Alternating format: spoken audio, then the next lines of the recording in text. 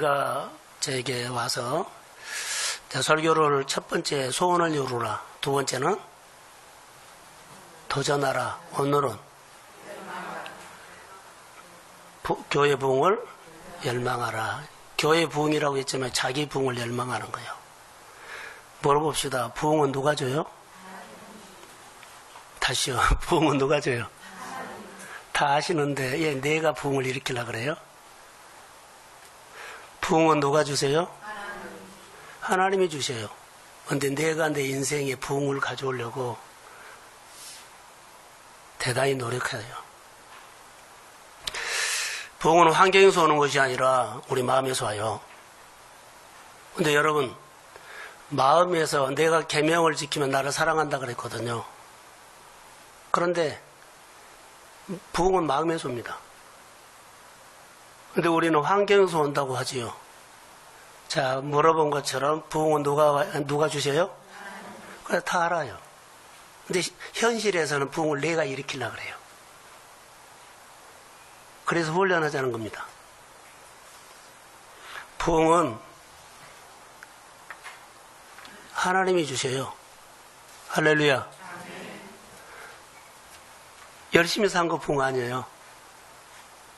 하나님은 광야를 지나갔다고 이스라엘 백성들에게 가나안 준 거 아니에요. 가나안을 지나가면서, 광야를 지나가면서 말씀하시면 듣고 따라왔기 때문에 가나안을 준 거예요.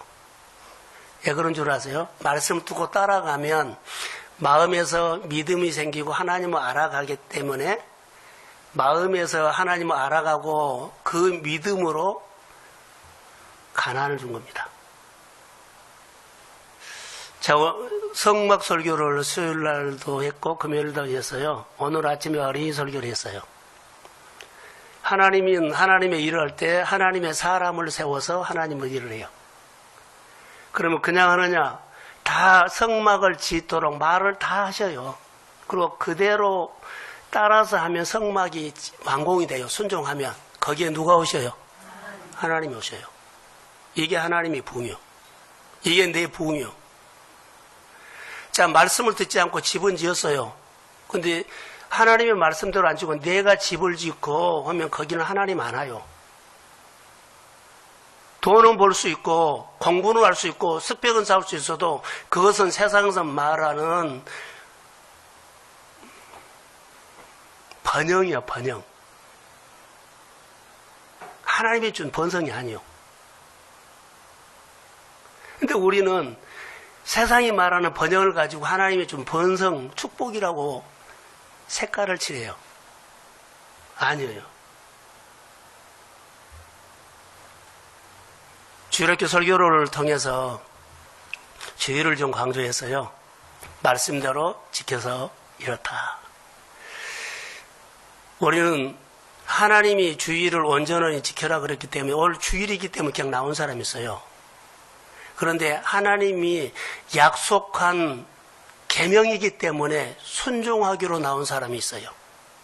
여러분 누굽니까? 그냥 주일인께 왔습니까? 말씀을 생각하고 순종하기 위해서 왔습니까? 어디요?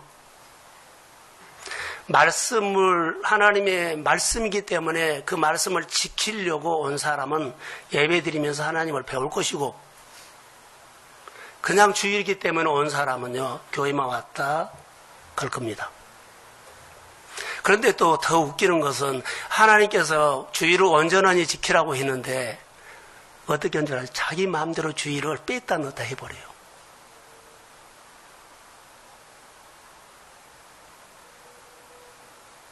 주일을 자기 마음대로 뺐다가 넣었다 해버려요.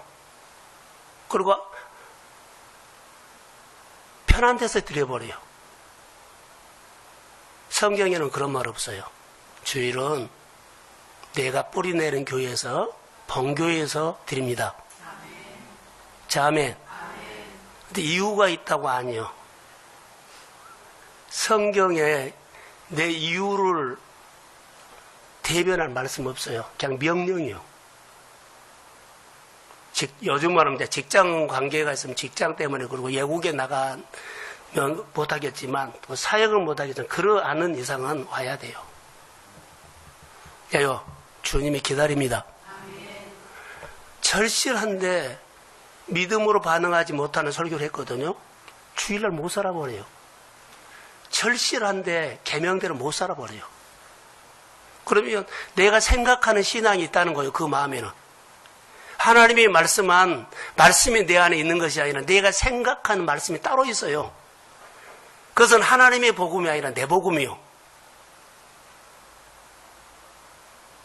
우리가 이 부분들에 대해서 회복되기를 주의 이름으로 소원합니다. 회복돼야 돼요. 열심히 살았는데 5년 10년 살았는데도 열매가 없어요. 뭐 훈련도 있고 그러겠지만 열심히 살았다면 따라해 보세요. 하나님, 이제 내 목 주세요. 그러면 당당하니 구하세요. 그런데 열심히 안 살고 대충 살고 하면 이걸 안 받아들여요.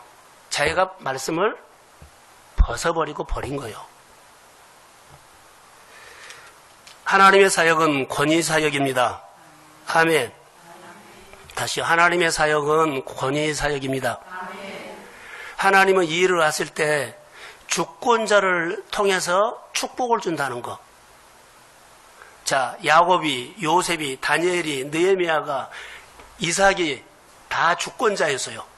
하나님의 주권자에게 축복을 주셨어요. 나는 교회 복 받고 싶어요.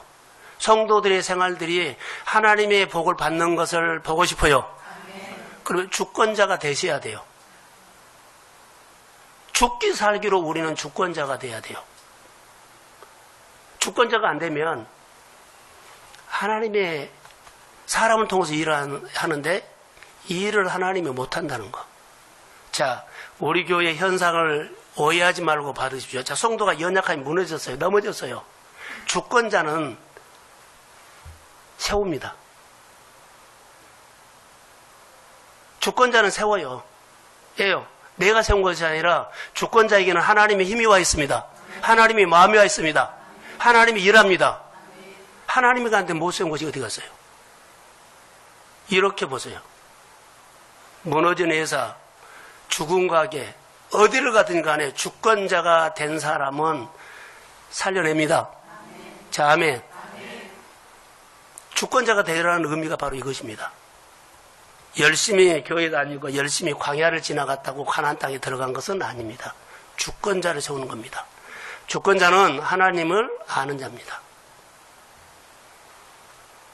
그래서 하나님의 사역은 하나님이 하시는데 사람을 통해서 해요. 그런데 오늘 본문에는 부흥이라는 단어를 썼거든요. 골든타임 때 교회의 부흥을 열망하라. 누구를 통해서 할까요? 주권자를 통해서. 하나님을 아는 자를 통해서 하나님의 나라에 부흥이 옵니다. 하나님의 가정에 부흥이 옵니다. 밥 먹고 사는데 좀 여유가 있어 부흥 아니요.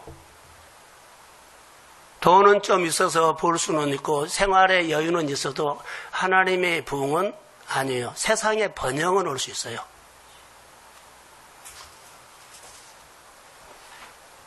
하나님의 일들은 따라해 보세요. 하나님의 일들은 질서를 통해서 온다. 하늘의 질서, 영적인 질서를 통해서 와요. 자, 주권자를 세우는 세 번째 설교이기 때문에 그래서 하나님이 시키는 것을 순종했더니 성막이 만들어졌더니 성막에 하나님이 오셨다. 하나님이 말씀하신 대로 순종해서 예루살렘 성전을 지었더니 예루살렘 성전에 하나님이 오셨더라.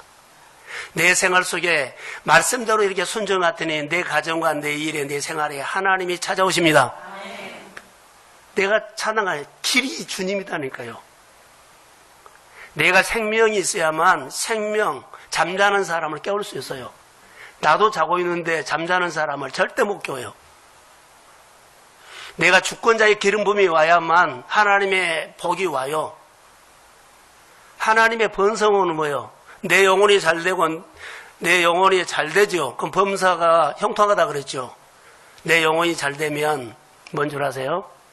하나님이 그릇에다가 복을 담아주는데 그것은 환경을 나를 향해서 움직이게 하는 거예요. 주권자는 모든 환경을 나를 통해서 움직이게 하는 거예요. 그래서 주권자는 힘들지 않아요. 그래서 주권자가 되기를 주의 이름으로 소원합니다. 요즘 우리가 교회에 부흥하면 저도 그렇게 한 적이 많이 있죠.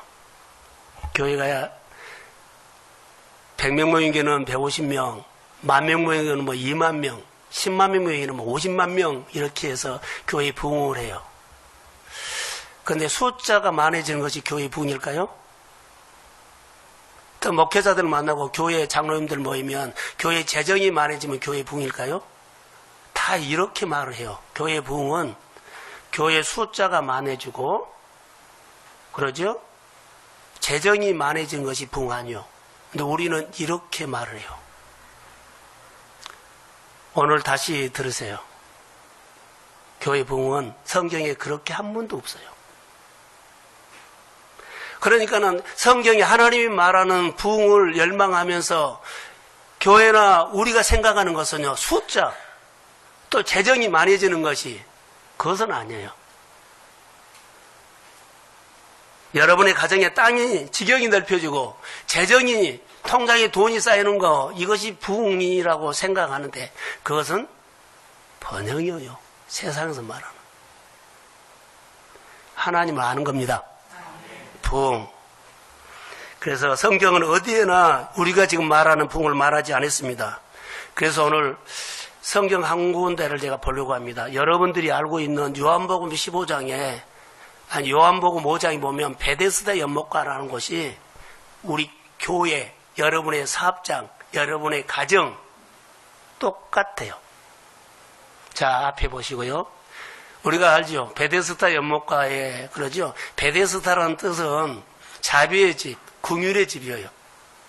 근데 거기는 아까 우리 교동문에서 본 것처럼 세상에 공고한 자들은 다 모여 있어. 세상에 공고한 자들, 아픈 자, 힘든 자, 어려운 자, 거기는 세상에 공고한 자들은 다 거기 베데스다 연못가에 자비의 집에, 긍휼의 집에 다 모여 있어요. 그런데 거기서 내려오는 이야기가 하나 있어요. 천사가 가끔 내려와서 물을 막 뒤집어 놓으면 그때 먼저 들어간 사람이 어떤 병에 걸리든지 간에 낫는다는 거예요. 거의 공고한 사람들이 다 모여서 그렇게 했어요. 근데 문제가 있어요. 자, 물이 동할 때 먼저 들어간 사람은 1등이요, 다요. 자, 물이 동할 때 1등이 다요. 7호가. 예? 아니, 말은 뭐 1등이죠. 먼저 들어간 자가 나는데요. 경쟁이 심할까요? 안 심할까요? 치열하죠. 치열한 경쟁이 있어요. 아니, 자비의 집이다며. 긍휼이 많다며. 내가 안 들어가고 당신이 먼저 들어가라고 헐떡이 아니요.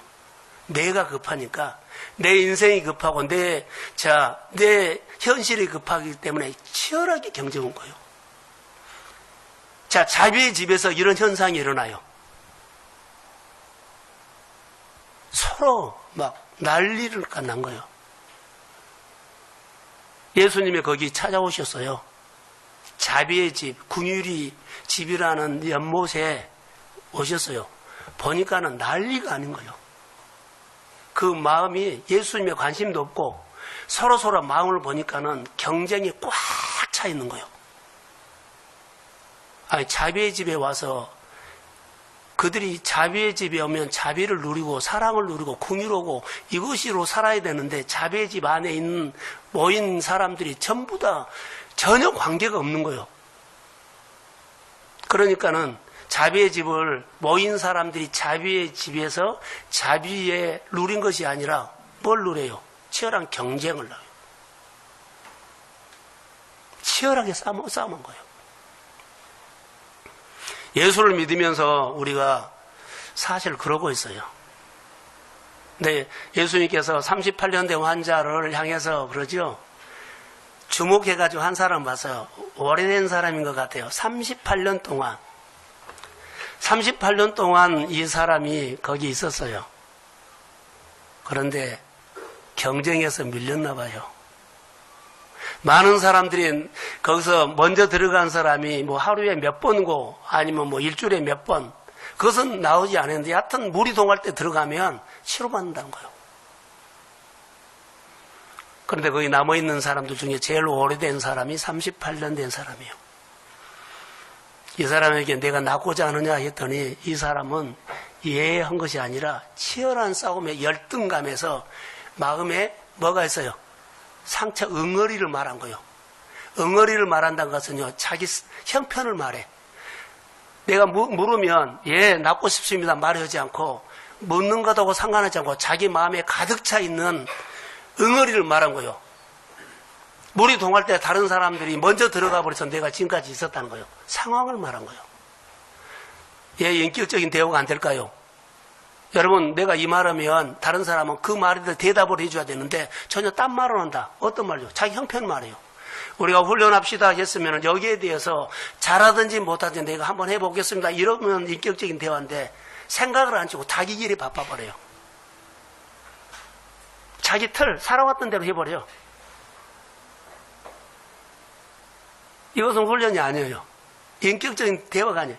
인격적인 관계가 돼야만 하나님 오죠. 38년 된 환자가 예수님의 말을 하니까는 자기 응어리를 말한 겁니다. 그래서 예수님께서 말하죠. 내가 낫고자 하느냐? 고쳐주고 싶다 이 말인데, 이 말을 우리가 다른 말로 한번 표현해 볼까요? 내가 낫고자 하느냐 이 말을요, 주님은 이 사람에게 지금 뭘 말한 거예요? 자, 앞에 한번 보세요. 내가 낫고자 했는데 예수님은 이 38년 된 환자에게 지금 무슨 말 한 거예요?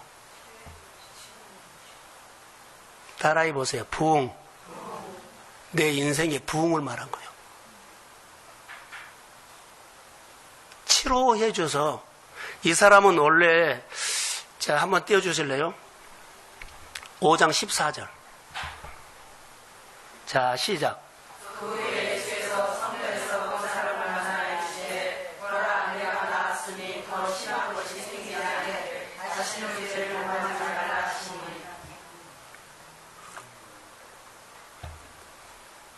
이 사람이 지금 38년 된 병은 원인이 있죠. 그 전에 아마 죄, 어떤 죄인지 모르고 우리가 말씀을 지키지 않는 죄라고 봅시다. 우리 교회 아니기 때문에. 뭐 살인하거나 도둑질하 이거 말고 교회 아니기 때문에 하나님이 말씀을 지켜라 근데 계명을 지금 안 지키는 죄, 이것 때문에 이 사람이 38년 동안 고생했어요. 예. 원인을 몰랐는데요. 나중에 보니까 예수님께서 내 자리를 들고 일어나 가라고 해서 이 사람이 일어났어요. 근데 나중에 성전에서 만났거든요. 이분을. 뭐라고 해요? 다시는 죄짓지 말라. 더 심하지 않도록. 여러분, 만약에 여러분이 이 자리에서 38년 된 환자가 있죠. 그 질문을 오늘 내가 받았다면 어떻게 해요? 너 38년 동안 묶여있다는 거죠. 부흥을 경험 못해요. 38년 동안 한 번도 경험을 못했어요. 그냥 살지. 근데 하나님이 와서 너 인생에 다시 부흥을 주겠다고 말해요. 이 질문인데 이 사람이 못 알아들어요. 낫고자 하느냐? 낫는 것은 원래는 건강했죠. 그런데 오늘 고쳐주면 건강한 사람이 건강하지 못하거든요. 그런데 고쳐주면 건강한 상태로 돌아가지요. 따라해보세요. 부흥. 이것이 부흥이에요. 지금. 원래 자리로 돌아가는 것이 부흥이다고 오늘 말한 것은. 원래 자리에 건강했는데 지금 건강하지 못해요. 나는 하나님께서 내 안에 은혜를 줘서 내가 하나님의 복이 왔어요. 근데 우리가 말씀을 벗어났어요. 고생했다고 봅시다. 근데 하나님이 어느 날 말씀이 와가지고 내가 낫고자 하느냐 이렇게 왔을 때 내가 아멘해요. 그러면 회복됩니다. 원래 자리로 돌아온 것이 뭐예요? 부흥, 회복이 부흥이에요. 말씀을 지켜야 할 사람이 지키지 아니하면 지키십시오. 그것이 부흥이요. 세상 번영을 가지고 교회에서 복받았다고 많은 사람들이 색깔을 칠해버리는데 아닙니다. 교회의 부흥은 하나님의 자녀라면 자녀의 자리로 돌아오는 겁니다. 직분이면 직분의 자리로 돌아오는 겁니다. 그게 부흥이에요. 근데 안 돌아오고 우리는 다 하려고 그래. 말씀을 안 듣고 주의를 자기 마음대로 해버리고 하나님께서 주시는 계명과 하나님의 주시는 10의 1조를요 자기 마음대로 해버려요. 그리고 하나님 잘 되게 해달라고 자기 안에는 나름대로 자기 신앙이 있을 거예요. 성경에 만들어 놓은 것이 아니라 자기 안에 자기 신앙, 자기가 만들어버려요. 생명 없습니다. 이 질문을 받았을 때 여러분은 어떻게 해요? 여기에 대해서요. 제자로 돌아오래요. 그러면 오늘부터 우리 교회나 여러분 가정이나 목장이 부흥이 시작될지어다. 아주 간단해요. 부흥은 아주 간단해요. 성경이 말하는 부흥은요. 노력을 했기 때문에 헌신했기 때문에 아니요. 제자리로 돌아온 거예요. 38년 된 이 응어리를 쏟아부어서 하는 모습을 보고 지금까지 38년 된 환자에게 자, 제가 묵상을 하다가 지금 베데스다는 어때요? 자비의 집이고 긍휼의 집이죠. 근데 너무나 치열하게 싸우기 때문에 누가 보더라도 거긴 자비로 안 보여. 교회는 사랑이 많다 그런데 성도를 보면 막 싸움을 하고 다툼을 하면 사람들이 사랑이 있는 교회로 안 보여요. 베데스다는 자비의 집으로 사람들이 볼 때 안 보여요. 예수님이 와서 보니까 자비의 집이 아닌 거예요. 치열하게 싸움하는 집이지. 예수님이 거기서 이 환자를 고치고 자비의 집으로 그 베데스다를 원상으로 회복시켜줘요. 알아듣겠어? 제 묵상 거였어요. 원상으로 회복시켜줘요. 그 베데스다가 베데스다의 역할을 하도록 사람들이 오면 긍휼, 자비, 회복하고 위로받고 하도록 해준 거예요. 38년 동안 상처를 받는 사람들이 회복된 겁니다. 여러분, 38년 환자는 우리가 보면 누구의 도움을 받아야만 살 수 있는 사람이에요. 도움이 받지 않으면 가만히 있어요. 38년 뒤에는 뭐가 바뀐 거예요? 오늘 베데스다에 38년 된 환자가 오늘 예수님을 통해서 치료받았는데 그 베데스다가 자비의 집으로 바꿔진 거예요. 여태까지 사람들이 보면 자비의 집인데 자비의 집이 아니요. 성전인데 성전이 아니요. 예수님이 성전을 왔는데 장사하고 비둘기하고 장사판이요. 성전이 없어요. 그런 것처럼 자비의 집에 치열한 경쟁이 있는 거예요. 너 죽고 나 살자는 거예요. 부흥이 원자리로 돌아오는 것이 부흥이죠. 여러분 설명이 안 됐는데 설명을 잘 되게끔 얘기를 하나 더 하겠습니다. 탕자 있죠. 탕자가 아버지한테 재산을 받아가지고 성공 올라고 나갔어요. 출세하려고. 돈 좀 벌어보려고. 번성, 잘 되려고 나갔어요. 근데 얼마 안 가서 쫄딱 망한 거예요. 그가 쫄딱 망했어요. 그리고 아버지 집에 돌아오죠. 아버지 집에 돌아와요. 돌아올 때는 자기 생각을 가지고 돌아오는데 아버지 집에 돌아오니까 아버지가 선언 하나 하죠. 이 아들은 죽었다가 다시 살아난 네 아들이다. 회복시켜요. 자, 탕자는 돈 갖고 나가서 자기 부흥을 원했어요. 진짜 탕자의 부흥은 아버지 집에 돌아왔을 때 그는 부흥이 시작됩니다. 다 줘요. 내가 직분을 가지고 내가 열심히 이렇게 나가죠. 계명도 안 지키고 주일 지키세요. 11주 생활하세요. 하나님께서 주신 자리에 다시 돌아오세요? 자, 아멘. 탕자가 돌아오면 그때부터 그 사람의 진짜 부흥이 되는데 내가 생각했던 부흥이 아니요. 하나님이 생각한 부흥을 주십니다. 그러면 저를 보세요. 탕자가 우리 인간이거든요. 탕자가 나가서 실패한 것이 응어리가 있어요. 고생하고. 그런데 이것이 지워지나요? 안 지워지나요? 아버지 집에 돌아왔다고 지워지지 않아요. 사람들이 아버지가 하는 거 있죠. 이 아들은 이렇다가 다시 얻은 내 아들이다. 이 아들이 동네 사람들이 주변 사람들이 이 아들에게 상처를 줄 수 있어요. 아버지 돈 갖고 왔다 망해버리고 탕진하고 돌아왔다고 지나가기만 하면 이렇게 손짓어 멀게 이거 상처가 된 거예요. 따라해 보세요. 하나님은 탕자의 상처를 편집해 버렸다.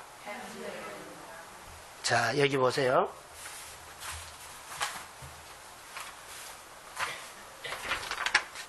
제가 이게 탕자의 삶이요. 탕자, 방탕 생활. 그러지요? 근데 아버지가 선언을 하나 했어요. 이 아들은 죽었다가 다시 살아난 누구 아들이다? 편집을 해버린 거예요. 그러면 누가 보더라도 너 밖에 아버지 돈 나가서 망했다는 얘기가 안 해요. 아버지가 싹 편집해버린 거예요. 누구의 아들이라고요? 내 아들이라고. 사람들이 누 집에 귀한 자식이라고 보지 나가서 이렇게 저렇게 했단 말 안 해요. 너가 편집해 줬어요? 아버지가 편집해 준 거예요. 38년 된 환자가 평생 이렇게 살 수가 있어요. 근데 38년 된 사면서 사람들에게 상처받고 응어리 받는 그 상처를요, 하나님, 예수님께서 편집해 준 거예요. 실수하고 넘어지고 너 이거 세상 죄는 죄책감을 주거든요. 하나님이 편집해 주십니다. 이것이 부흥이에요. 이것이 회복입니다. 이런 은혜가 우리 주님에게 있다는 거예요. 사랑하는 성도 여러분, 아프고 상처받고 넘어지고 이그러지고 막 이런 모든 것들이 예수님께서 내 죄를 위해서 다 십자가에 감당하셨습니다. 믿고 살면 주님이 십자가에서 편집해버려요. 한 번도 우리를 데리고 가서 따지지 않아요. 너 언제 어디서 이렇게 죄 지었지? 너 이렇게 나를 버렸지? 이런 말 안 해요. 당신의 아들 예수 그리스도의 십자가로 나의 모든 것들이 편집해서 이제는요, 거룩한 하나님의 자녀로 보이지, 어디서 망해가지고 못된 짓 하고 이렇게 힘들게 하는 이런 얘기 안 한다고요. 내가 은혜를 받고 많은 사람들에게 이런 은혜를 끼치기를 주의 이름으로 소원합니다. 주님의 편집해버려. 아버지가 자기 아들이 돌아왔을 때 사람들이 말까 잔치해놓고 그 편집해버린 거예요. 이랬다간 다시 얻은 내 아들이라는 거예요. 사랑하는 성도 여러분, 어제까지, 며칠 전까지, 몇 년까지 하나님의 말씀 앞에 제대로 안 사는 사람은 제 자리로 돌아오십시오. 자, 제 자리로 돌아오십시오. 다시요. 제 자리로 돌아오십시오. 주의를 온전히 지키고 11조 생활하고 말씀대로 사십시오. 이것이 회복이에요. 다시 말하면 이것이 하나님의 교회의 부흥이지만 개인적인 부흥이요.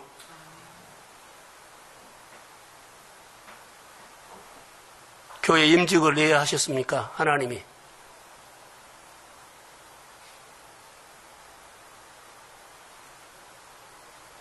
명령이요. 말씀대로 사는 사람들에게 뭐가 온다?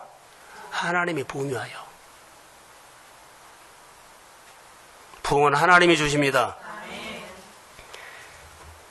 그래서 골든타임 때,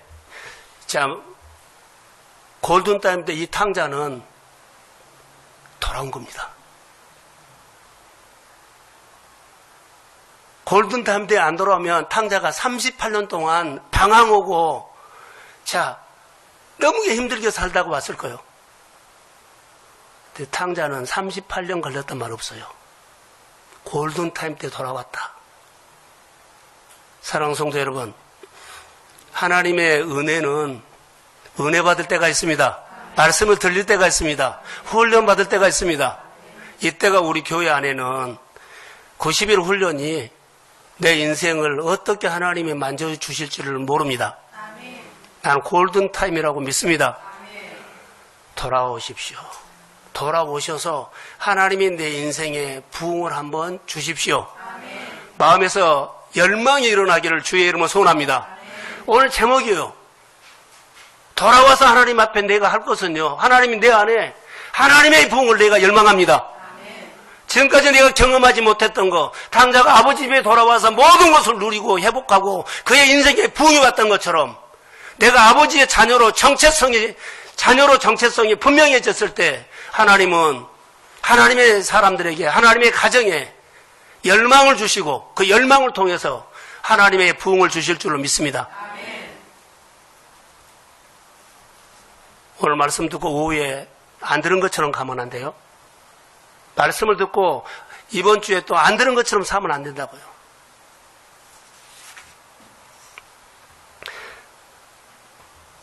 예수님께서 멋지게 선언을 해줘요. 내 자리를 들고 일어나 가라. 이 선언이에요. 38년 된 환자에게 이 선언을 해줘요. 일어나 내 자리를 들고 가라. 할렐루야. 자, 안 들어버리면은 그대로 38년이 아니라 380년도 있을 수 있어요. 일어나 들고 갔기 때문에 이 사람이 나중에 보면 어디로 갔어요? 성전 안에 이제 온 거예요.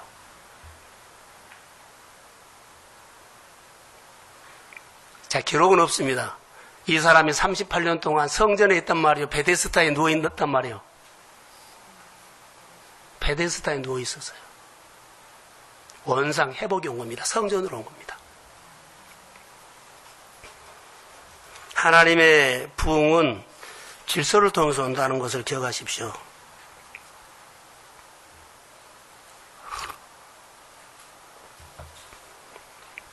오늘 본문의 이제 얘기를 이제 짧게 하려고 합니다. 본문은 사도 바울이 교회를 향해서 몸으로 비유했지요. 교회 몸. 자, 앞에 한번 보세요. 머리에서 나 먹고 싶다 그래요. 그러면 손이 뭐 준비를 해가지고 뭐 해 갖다가 입에다 넣어줘야 되잖아요. 근데 손이 말 안 들어. 따로따로 놀아버려요. 머리에서는 먹고 싶다고 막 생각이 나는데 손이 전혀 움직이지 않아요. 건강한 거요? 건강하지 않는 거요? 건강하지 않는 거 따로따로 놓은 거요. 내가 어디를 좀 가고 싶다고 하는데 발이 말을 안 들어. 따로따로 놓은 거예요.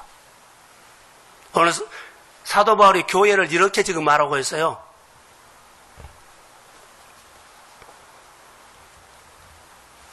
자, 골로새서 1장 18절 한번 찾아주십시오. 자, 골로새서 없나요?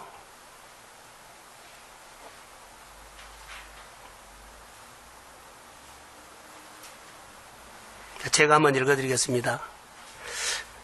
그는 몸인 교회의 머리시다. 죽은 자들 가운데서 먼저 나신 이시니 이는 친히 만물의 으뜸이 되려 하심이라. 자, 교회의 머리는 주님이답니다. 그래서 우리 머리는 그리스도시요. 우리는 그리스도의 몸입니다. 할렐루야. 교회가 너무 사람이 교회를 움직이는 경향이 많이 보여요. 또 돈이 교회를 움직이는 모양이 보여요. 너무나 많이 나타나죠. 사람이 교회를 움직여요. 그리고 교회가 돈이 움직여요. 그 조직이 움직여요. 근데 이것을 우리가 보면 이것은 하나님이 원하신 것은 아니에요.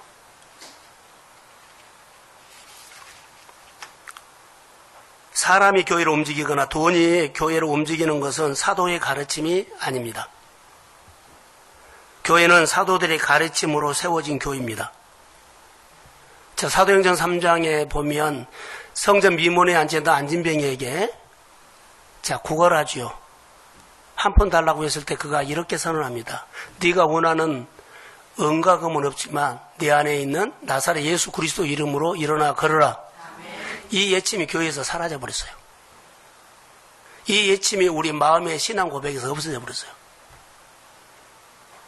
이걸로 통해서 교회가 움직여져요. 그런데 돈으로 사람이 움직이면 안 돼요. 치열하게 영적으로 싸움하는 것 중에 하나가 우리 성도들과 같이 말씀 묵상을 하자는 거죠.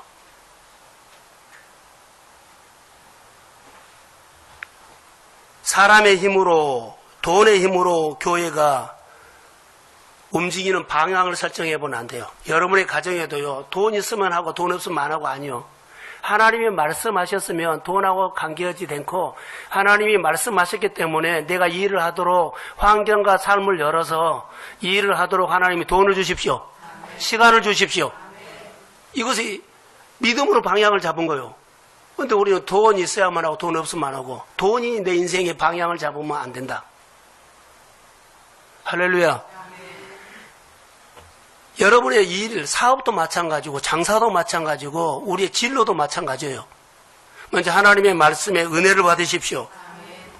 그래서 예수님이 꿈꾸는 부흥이 그것은 아니에요. 예수님이 꿈꾸는 부흥이 있어요. 여러분의 가정 안에, 교회 안에 주님이 꿈꾸는 부흥이 있다고요. 사람이 많이 모여서 하나님이 부흥시켰다가 아니요. 세상은 그렇게 보기 때문에 너무나 잘못 볼 수 있어요. 부흥은 뭡니까? 원래의 모습으로 돌아오는 겁니다. 탕자가 아버지 집으로 돌아오는 것이 부흥입니다. 믿음의 자리, 하나님께서 나에게 주신 자리를 벗어난 사람이 다 돌아오는 것이 개인적인 부흥이지만 교회의 부흥입니다. 자, 아멘. 그게 교회의 부흥이에요. 원래 모습으로 38년 된 환자가 낫는 것이 부흥이에요. 나서서 성전에 들어갔죠. 나서서 하나님 앞에 영광 돌렸죠. 베데스다 거기 보면 사람들이 공고하고 이그러지고 망가지고 상처받고 너무 많이 했어요. 그런데 그 사람들을 보면 말씀에서 벗어났다고 말을 하고 있죠. 다시는 죄를 짓지 말라. 말씀에서 다시는 말씀을 벗어나지 말라 이 말이에요. 은혜 받는 사람 못 산 거예요. 은혜 받는 사람처럼 사십시오. 하나님께서 주신 직분 받은 사람처럼 사십시오. 그러면 내 인생에 부흥이 하나님을 주세요. 이것이 오늘 우리에게 주시는 말씀입니다. 그래서 성경은 교회의 머리는 그리스도라고 이야기를 하는 겁니다. 교회의 머리는 그리스도, 교회를 하나님을 존중하는 겁니다. 자, 이제 말씀을 마치려고 합니다. 하나님이 꿈꾸는 부흥의 현장이, 하나님이 이 시대에 꿈꾸는 부흥의 현장이 우리 동성교회가 되기를 소원합니다. 여러분 사업장이 되기를 소원합니다. 여러분의 가정이 되기를 소원합니다. 그리고 이거 하나님, 나 이거 오늘 말씀 받았어요. 이 말씀대로 내 가정에서, 말씀대로 내 사업장에서, 말씀대로 내 직장에서 하나님의 부흥을 경험하게 해주세요. 부흥이 나의 믿음을 통해서 오게 해주세요. 이런 기도가 열망해야 된다는 겁니다. 오늘 말씀을 듣고 속에 자아가 여러분의 집에 가서 지킬 것이냐 말 것이냐, 지킬 것이냐 말 것이냐 갈등이 나는 일어나리라고 믿습니다. 아멘 안 하시네. 일어나리라고 믿습니다. 여러분의 생각하는 틀이 지진이 일어나서 틀이 깨져야 돼요. 틀이 깨져야만 하나님의 역사가 일어납니다. 돌멩이처럼 딱딱해가지고 이 말씀을 듣고 마음에서 갈등이 안 일어나죠. 고민이 안 일어나죠. 그러면 지진이 안 일어난 거예요. 마음에 울림이 없는 거예요. 죽은 가슴이요. 그리스도는 한 몸입니다. 그리스도가 교회의 머리 되심을 머리 되심을 현실에서 주의 이름으로 고백하십시오. 저는 90 훈련을 시작하면서 성도들에게 힘을 주는 교회라고 내가 써놨어요. 힘을 주는 교회는 어떤 교회일까요? 연합하는 교회입니다. 서로 연합하는 것. 불같이 기도하는 것. 그리고 내 이웃을 내 몸처럼 사랑하는 것은 내가 품지 못한 사마리아 사람을 내 이웃으로 포함시켜서 이거 안 되거든요. 그런데 내 안에 지진이 일어나면 성령이 오고 공율이 오면 품어진다는 거예요. 유대인들이 그거 못해서요. 근데 성령만은 베드로는 됐다는 거예요. 사랑하는 성도 여러분, 은혜 받으십시오. 성령 받으십시오. 목사님이 자녀 데려오십시오. 가족 전도합시다. 합시다. 하나도 안 들어요. 그런데 이 말씀이 들어와서 내 안에 지진이 일어나면 하나님 내가 순종하고 자녀, 형제, 부모, 형제 내가 나처럼 하나님의 교회에 와서 예배 드리는 자리로 오게 해주세요. 이런 기도가 시작될 줄로 믿습니다. 고백하면 하나님이 일을 하세요. 일은 하나님이 하십니다.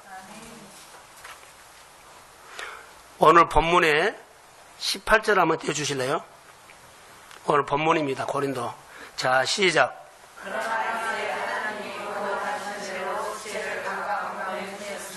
하나님이 원하시는 대로 지체를 두셨다는 거죠. 자, 원하시는 건 마음대로 든 것이 아니라 교회 안에는 한 지체지요. 지체면 믿음이 어떤 사람은 초신자이기 때문에 자, 믿음이 5%, 어떤 이는 10%, 어떤 이는 20%, 어떤 이는 30%. 믿음이 잘한 사람은 뭐 70%라고 합시다. 다 믿음의 층은 잘나요. 그런데 가태할 것이 하나 있어요. 똑같이 하나님을 배우는 신앙생활을 한 거예요. 초신자도 누구를 배워요? 하나님을 배워요. 70% 신앙이 성숙한 사람도 누구를 배워요? 나는 교회 이 정도 배웠으니까 배울 거 없어 이렇게 한 사람이 있으면 굳어진 거예요. 교만한 거예요. 지금 이 말인 거예요. 지금 어린 사람이도 또 신앙이 오래 다닌 사람인데 성숙한 사람도 똑같이 하나님을 배우는 일에 같은 방향에 같은 일체감을 가지고 하나님 앞에 서기를 주의 이름으로 소원합니다. 자, 훈련합시다 하면은 이거 다 한 거예요. 믿음이 어린 사람이나 이제 나온 사람이나 오래 교회 직분받은 사람이나 훈련해야 돼요, 안 해야 돼요? 해야 돼요, 안 해야 돼요? 이것이 교회 일체감이에요. 자, 머리에서는 합시다 하는데 나는 없어. 그러면 머리하고 몸하고는 따로따로 놓으면 교회는 아직 건강하지 못한 거예요. 손이 마비가 됐든지 발이 마비가 됐든지 마음이 마비가 됐든지 나를 깨뜨리고 그리스도의 몸을 세웁시다. 그리스도의 몸을 세웁시다. 그러면서 훈련하는 겁니다.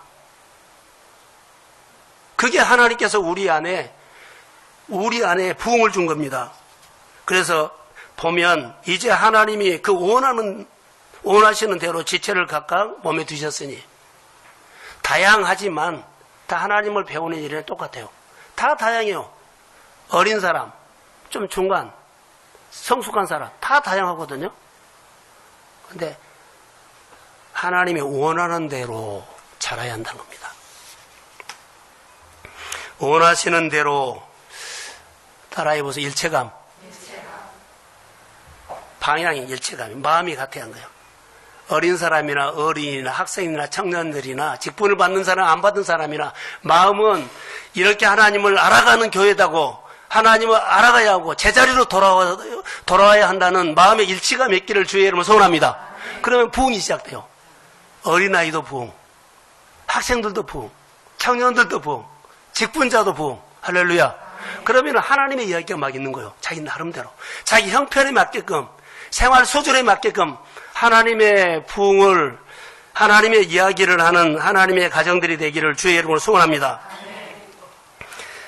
고린도 교회는 가장 문제가 하나 있었어요. 똑똑한 사람이 많았어요. 뭐 때문에요? 은사 때문에. 고린도 교회는요 은사가 많았어요. 개바파, 바울파, 누구파 마음이 하나가 안 된 거예요. 이게 분파주의가 된 거예요. 고린도전서 12장 읽는데 13장에 보면 사랑이 나오잖아요. 교회가 몸은 하나고 머리 그리스도의 그리스도가 머리가 돼야 되는데 머리는 있는데요. 어때요? 몸은 각자요. 여러분의 신앙생활 다 똑같아요. 머리가 없는 교인이 있다. 자기 생각으로 해보는 교인이 있다.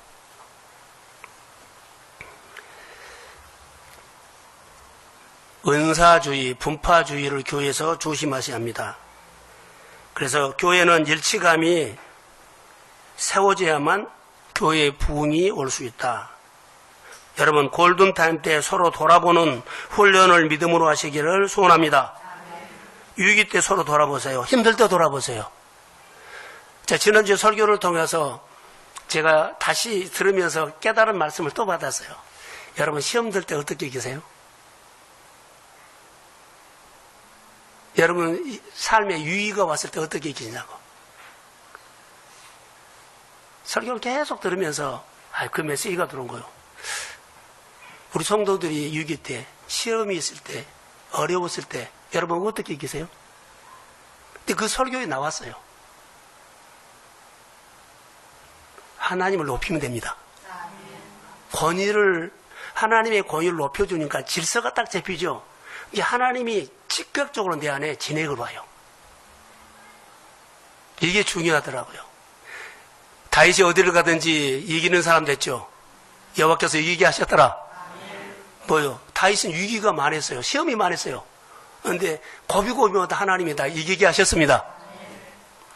이것을 벗어나면 어려워요. 사는데 너무 힘들게 공고하게 살아요. 자, 우리는 교회 부흥을 소망하고 여러분도 부흥을 소망할 줄로 믿습니다. 마음에서 열망이 일어나기를 주의 이름으로 소원합니다. 자, 하나님을 아는 자는 위기 때 서로 사랑해요. 위기 때 서로 하나가 돼요. 우리가 위기다 그러면은요, 똘똘 뭉쳐요. 교회 어려움이 왔다, 가정이 어려움이 왔다, 그러면 형제들 똘똘 뭉친 것처럼 위기 때 교회가 위기인지, 목장이 위기인지 몰라요. 근데 하나님을 알면 느껴요. 사랑하는 성도 여러분, 위기 때, 하나님 아는 사람은 위기 때 열망이 생긴다는 거. 나를 통해서 하나님의 나라가 세워지기를 소원합니다. 느헤미야가 이스라엘 백성들의 성전이 무너져서 위기였거든요. 하나님 아니까 열망이 생겨요. 그리고 그가 가서 그 일을 해요. 자, 여러분, 하나님의 나라가 여러분에게 임하기를 주의 이름으로 축복합니다. 기도하겠습니다. 다 같이 일어서십시오. 교회 부흥은 나의 부흥입니다. 눈을 한번 감아보시고 앞에 보세요. 돌아다니지 마세요.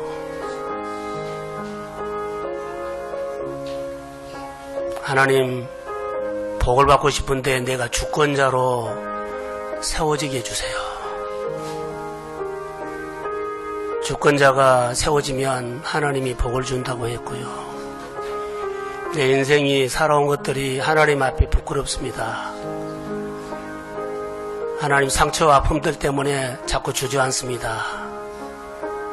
예수 그리스도의 십자가에 편집해 버리세요.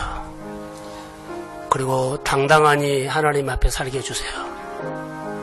하나님 앞에 내 인생의 부흥될 수 있도록 부흥의 열망을 불어넣어 주세요. 같이 한번 기도하겠습니다. 하나님 감사합니다. 하나님 고맙습니다. 골든타임 때 교회 부흥을 사모하라는 말씀은 내가 38년 된 환자처럼 상처만 노래하고 살았습니다. 안 된 것만 생각하고 살았습니다. 그리고 주일도 내 마음대로 해석해버리고 하나님의 것도 내 마음대로 해석해서 사용해버리고 이제는 말씀대로 돌아오겠습니다. 인생의 부흥을 주옵소서. 그리고 잘못되고 어그러지는 것들을 예수 그리스도의 십자가에 못 박고 편집해 주세요. 이제는 주님이 내 인생을 복된 인생으로 불렀다면 복되게 하여 주시고 교회 사랑하게 하시고 하나님의 질서를 가지고 믿음 생활 승리하도록 도와주시고 교회에 와서 진지하게 예배하며 하나님을 뵙고 선포된 말씀 그대로 내 생활에 나에게 보잘것없는 나에게 임하여서 역사해 주세요. 재정의 문제를 풀어주시고 생각의 문제를 풀어서 주의 평강을 주옵소서. 크게 위로해 주십시오. 온 가족들이 그리스도 앞에 돌아오게 해주세요. 이제는 교회 머리가 되신 예수 그리스도의 은혜와 하나님의 극진하신 사랑하심과 성령님의 인도하심과 교통하심이 부흥을 소망하는 사랑하는 성도들의 머리 위에, 부흥을 열망하는 사랑하는 믿음의 가정의 사업장에 위에, 부흥을 열망하는 교회 위에 이제로부터 영혼까지 함께 하시기를 간절히 축원하옵나이다. 아멘. 행동은 그렇지 않은 모습을 봅니다. 믿음이 없고 두려움 때문에 행동하지 못합니다. 하나님께서 해주신 것을 인정하지만 현실에서 하나님을 바라보고 나가지 못합니다. 이 수준일 때 기적은 일어나지 않습니다. 다니엘은 포로 생활의 어려움 가운데 하나님의 권위를 인정하기로 뜻을 정합니다. 바로 골든타임 때입니다. 고생할 대로 다 한 후 뜻을 정하는 것은 너무 억울한 일입니다. 하나님께서 말씀하시는 때가 골든타임입니다. 놓치면 안 됩니다. 그때 하나님의 놀라운 일들을 허락하십니다. 골든타임 때 도전하라는 뜻은 환경에 도전하라는 뜻이 아닙니다. 어떤 상황에서도 믿음을 지키고 하나님의 권위를 인정하겠다고 자신에게 도전하라는 것입니다. 그러면 환경은 극복됩니다. 하나님의 권위를 인정하지 않으면 문제가 생길 때마다 계산하고 저울질하게 됩니다. 그러나 하나님의 권위를 인정하겠다고 결정하면 하나님께서 개입해 주십니다. 다니엘이 뜻을 정했을 때 하나님은 환관장의 마음을 열어주셨습니다. 다니엘이 포로로서 압박을 겪었다면 오늘 우리는 세상과 돈의 문화로부터 강력한 압박을 받고 있습니다. 그리스도인으로서의 정체성을 지키며 살기가 어렵습니다. 내 마음을 지키기 위해 도전하지 않으면 세상에 끌려갑니다. 말씀을 지키기로 마음에 도전해야 합니다. 복받고 싶은 마음이 절실해도 세상과 타협하면 아무 소용이 없습니다. 말씀 듣고 행하는 것이야말로 믿음의 표현입니다. 이 어려운 시대에 누구를 주권자로 세워서 목장을, 교회를, 나라를 위로하고 회복할 것인가? 하나님은 다니엘과 같은 사람을 찾고 계십니다. 다니엘은 포로로 잡힌 그 순간 바로 그 골든타임 때 하나님의 주권을 인정하고 뜻을 정했습니다. 그러자 전능하신 하나님께서 그와 함께 하셨습니다. 마치 기타를 치기 전 튜닝을 하는 것 같이 하나님께 맞추는 것입니다. 뜻을 정하는 것입니다. 이때 하나님께서 일하시기 시작합니다. 역사가 일어납니다. 이것이 생활 언어입니다. 인생을 결정짓는 중요한 연주에 앞서 먼저 조율해야 하는 것은 당연합니다. 다니엘은 창문을 열고 보란 듯이 기도했습니다. 자기 자신의 믿음에 도전한 것입니다. 다니엘이 자기를 더럽히지 않기로 한 것은 바로 하나님의 권위를 인정하는 것이었습니다. 그가 뜻을 정한 후 하나님께서 필요한 것을 계속 주셨습니다. 엘리사가 나아만 장군에게 요단강에서 몸을 7번 씻으라고 한 것이 튜닝입니다. 7번 튜닝하라, 순종하라는 것입니다. 묵상합시다라는 말에 그냥 순종하는 것입니다. 그러면 어느 순간 내 혀가 달라지고 생각이 달라지고 보는 눈이 달라집니다. 튜닝이 됩니다. 그렇게 하지 아니하실지라도 왕의 신들을 섬기지 않겠다고 고백한 다니엘의 세 친구는 하나님과 조율된 자들입니다. 내가 기대한 결과가 나오지 않더라도 하나님의 권위를 인정하는 태도입니다. 뜻을 정하면 어려움이 와도 이길 힘이 있습니다. 내 힘으로는 안 됩니다. 요즘 성공 사례의 간증들이 많습니다. 그러나 축복받은 것이 중요한 게 아니라 그 안에서 하나님을 만난 이야기가 중요합니다. 토요일날 매상을 배로 올려주실 걸 기대해서 주일날 가게 문을 닫는 게 아닙니다. 하나님께서 주일을 온전히 지키라고 하셨기에 닫는 것입니다. 골리앗에게 도전한 다윗은 그가 믿는 하나님의 전능함을 보여주기 위해서였습니다. 내가 연약해도 하나님은 골리앗을 넘을 수 있게 하십니다. 그리 아니하실지라도 라는 말을 빼버리고 복받을 목적으로 하는 신앙생활은 아닙니다. 번영신학은 잘되게 해달라고 하지만 하나님을 배우려 하지 않습니다. 번영신학으로 가면 돈은 벌 수 있어도 영생이 없습니다.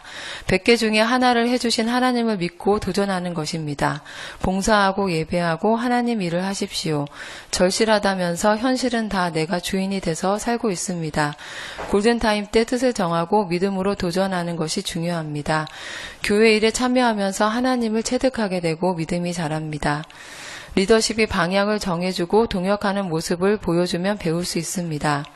눈에 보이는 현실은 패배인 것처럼 보이지만 가슴 속에는 하나님이 일하고 계시는 것, 이것이 믿음입니다. 어떤 상황 속에서도 계명을 어기지 않는 것입니다. 골든타임 다 놓치고 고생하기 전에 먼저 뜻을 정하십시오. 하나님의 주권을 인정하면 자신감과 담대함이 생깁니다. 권위를 인정하고 뜻을 정하고 나의 이야기를 하나님의 이야기로 바꾸십시오. 아멘. 5분 메시지 정리하면서 되게 은혜가 많이 돼서 저에게 좋은 시간이었고요. 골든타임은 그냥 항상 매 순간인 것 같다는 생각을 제가 했거든요. 그래서 그때 만나는 사람이 나에게 최고의 사람이고 그때 주어지는 일들이 최고의 일들이다 이렇게. 그래서 골든타임은 계속인 것 같아요. 그냥 그런 생각이 들었거든요. 그래서 또 감사했습니다. 감사합니다. 말씀 골든타임 때 도전하라 다니엘 1장 8절에서 16절 말씀입니다. 절실하다 해서 믿음이 있는 게 아닙니다. 행동을 보면 알 수 있습니다. 절실함과 행동은 다릅니다. 하나님이 해주셨다고 하는데 내 생활을 보면 하나님을 바라보지 못하고 못 나옵니다. 이것이 우리의 수준입니다. 다니엘은 어려울 때 하나님의 주권 권위를 인정하기로 뜻을 정했습니다.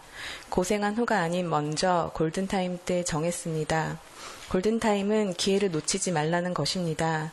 골든타임 때 도전하라는 것은 환경이 아닌 내 자신에게 하나님을 인정하기로 뜻을 정하고 내 마음에서 지키겠다고 도전하는 것입니다. 태도에서 우리의 신앙은 결정됩니다.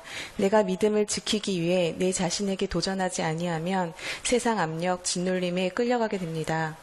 골든타임은 어느 상황에서도 하나님과 맞추겠다고 조율하는 것입니다. 무슨 일이든 하나님과 먼저 물어보고 조율하면 하나님이 일하시기 시작합니다. 하나님과 조율된 사람은 그리 아니하실지라도 내 생각대로 하지 않겠다고 권위와 주권을 인정합니다. 주권을 인정하는 사람들에게 나타나는 것이 바로 생활 언어입니다. 내 이야기가 하나님의 이야기로 바꿔집니다. 믿음으로 나의 생활 언어를 바꿔야 합니다. 하나님은 주권자를 찾으십니다. 이 말씀을 듣고 하나님이 저에게 주신 마음은 하나님과 조율을 골든타임 때 하나님과 조율을 하라는 그 마음을 저에게 주셨습니다. 최근 제 삶에 어려운 시기가 온 적이 있는데 하나님만 내 마음 알면 됐지라는 그 말이 저에게 위로가 아니라 상실감으로 다가왔습니다. 마음이 무너지니까 하나님의 소리로 들어야 하는데 다 사람의 소리도 들리고 주님 앞에 나아가는 것이 어렵게 느껴지고 자리를 지키는 것도 부담으로 다가오기 시작하면서 신앙도 무너지고 마음과 신앙이 무너지니 몸의 건강도 무너지면서 육의 아픔이 생겨났습니다. 이 아픔으로 인해서 목사님께 매주 기도를 받게 됐는데 그냥 기도만 받았을 뿐인데 그런 무너진 제 마음이 조금씩 회복되어 가고 있음을 기도 받을 때마다 느끼게 되었고 하나님의 만지심이 느껴지기 시작했고 냉랭했던 제 마음이 말랑말랑해지는 것을 느끼기 시작했습니다. 그래서 다시 일어나고 싶다는 마음이 생겨나기 시작했고 이 말씀을 들으면서 이 마음을 주신 지금이 하나님과 내가 조율하는 시간, 저의 골든타임이라는 생각이 들었습니다. 환경이 무너진 나의 믿음을 지키기 위해 기회를 놓치지 말고 내 자신에게 도전해서 환경을 극복하라는 그 말씀인 줄 알고 어느 상황에서든 하나님과 맞추는 사람이 되기를 결단했습니다. 감사합니다.